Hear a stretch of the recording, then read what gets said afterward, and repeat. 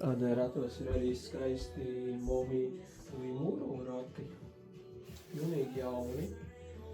Viņi te izstāsta tikai kā kūli, bet patiesībā tur ir arī kā sēžamā dēļ. Viņi var te pārveidot. Te ir redz kāda panorāmas, arī ventilācija. Šie rati 2.1 maksā 350 eiro.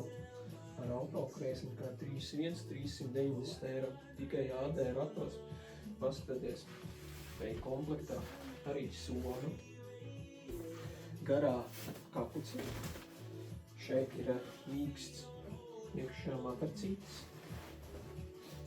Ja pārveidojās šādā te veidiņā, tad mēs pielaukam aukliņu, un tad mums viņi pārveidojās kā sēžam rati. Šeit somu var poši arī visu noņemt nost. Šeit mēs vienkārši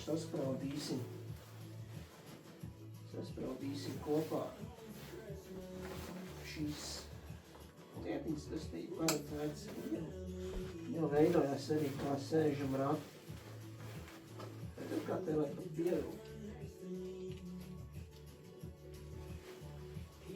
Ja. Un ar šīm pociņām pa viducīt mēs varam mainīt arī pozīcijas. Nu, mēs esam pārveidojuši viņu kā sēžam ratus. Arī, ko es varu pieminēt ratiem par tādu cenu, ir arī mīksta amortizācija, aizmugurē arī ir patīkam. Šobrīd ir uzstādīta mīkstākā, bet šeit ir arī opcijas viņu arī paregulēt. Domāju, cena ir ļoti iespaidīga, tikai AD ratos.